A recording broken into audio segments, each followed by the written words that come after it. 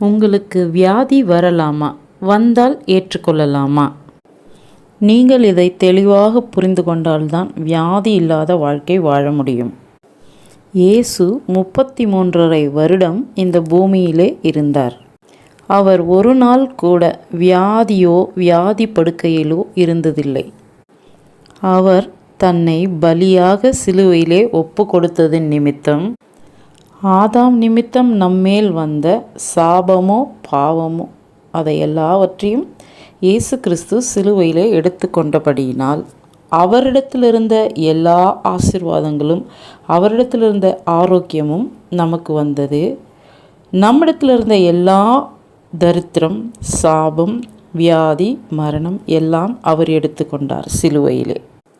அவர் நம்மை மீட்டு கொண்டார் என்று விசுவாசிக்கிறபடியினாலே அவரை ஏற்றுக்கொண்டவர்கள் எத்தனை பேர்களோ, அவரை ஏற்றுக்கொண்டவர்கள் எத்தனை பேர்களோ அத்தனை பேர்களுக்கு தேவனுடைய பிள்ளைகளாகும்படிக்கு அவர்களுக்கு அதிகாரம் 13 சொல்லப்பட்டது. அவர்கள் இரத்தத்தினாலாவது புருஷனுடைய சித்தத்தினாலாவது தேவனாலே பிறந்தவர்கள், மாம்ச சித்தத்தினாலாவது அவருடைய வித்தாய் இருக்கிறபடினாலே அவருடைய வித்தில எந்த வியாதியோ பாவமோ சாபமோ இல்லை. அதனால நமக்கு வியாதி வராது.